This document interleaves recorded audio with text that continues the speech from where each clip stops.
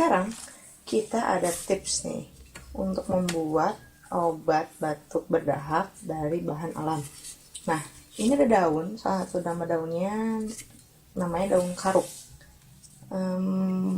Mirip dengan daun sirih ya, lihat. Tapi bedanya kalau daun karuk itu agak tipis, sedangkan daun sirih itu agak lebar.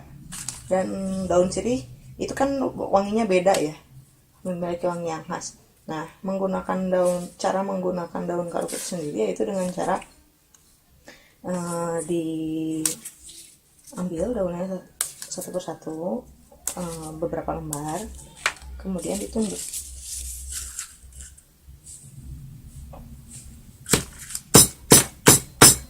Ditumbuk sampai halus.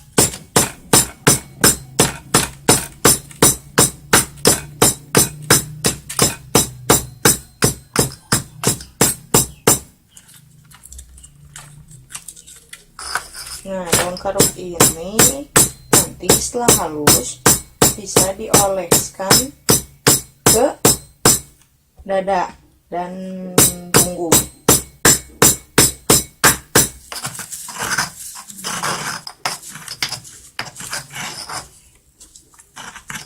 Gitu.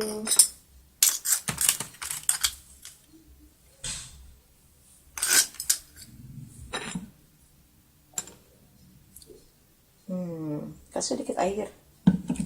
Nah, jadi bahan olesan. Nah, seperti itu. Sekian tipsnya. Terima kasih.